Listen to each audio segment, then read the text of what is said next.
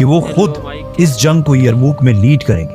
लेकिन फिर बाकी सहाबा ने उन्हें समझाया कि ये जंग जीतना बहुत ही मुश्किल काम है और कहीं ऐसा ना हो कि मुसलमान ये जंग हार जाए और खलीफा को भी नुकसान पहुंचे, तो इससे इस्लाम को बहुत बड़ा नुकसान होगा, तो आप इस जंग के लिए खुद मत जाएं। अब वहां यरमूक के मैदान में एक तरफ 2 लाख और दूसरी तरफ सिर्फ 30,000 की फौज खड़ी थी। लेकिन काफी दिन गुजरने के बाद भी इन दोनों फौजों में कोई भी एक दूसरे पर हमला नहीं कर रहा था और कई हफ्तों तक रोमन कैंप से रात को शराब और पार्टीज की आवाजें आती रहती थी और ऐसा लग ही नहीं रहा था कि ये लोग कोई जंग करने के लिए आए।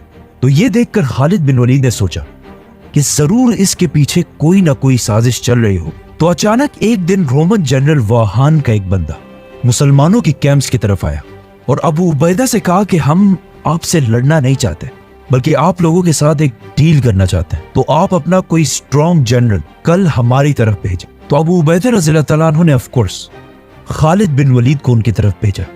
जैसे ही खालिद बिन वलीद वहां पहुंचे तो रोमन जनरल ने उन्हें डराने के लिए अपनी फौज को फुल सीधी लाइन में खड़ा किया और फुल आर्मर के साथ भर दिया ताकि मुसलमान जनरल के दिल में रोमन एम्पायर का खौफ बैठ जाए। बट ये लोग किसको डरा रहे थे?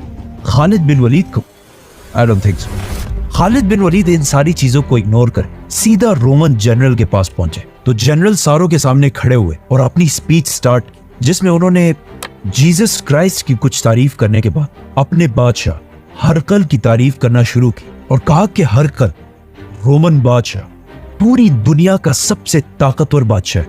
और जब वो इसकी कुछ ज्यादा ही तारीफ करने लगा तो खालिद बिन वलीद ने उसे रोक दी और कहा, यस, मैं मानता हूं कि तुम्हारा बादशाह सबसे बड़ा बादशाह है, हमारे बादशाह से भी बड़ा बादशाह, लेकिन जिस आदमी को हमने अपना लीडर बनाया वो असल में कोई बादशाह है ही नहीं बल्कि खलीफा है। और जिस दिन उसके दिल में बादशाह की थोड़ी सी भी ख्वाहिश पैदा हुई हम उसको उसकी पोजीशन से हटा देंगे।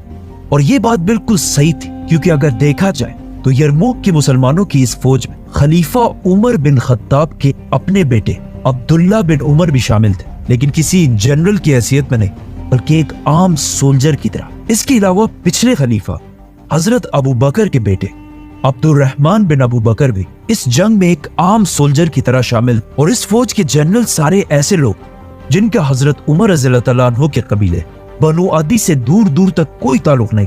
खालिद बिन वलीद ने ऑफ कोर्स इस मीटिंग में रोमन्स की सारी ऑफर्स को रिजेक्ट कर दी और वापस अपने कैंप्स की तरफ आए।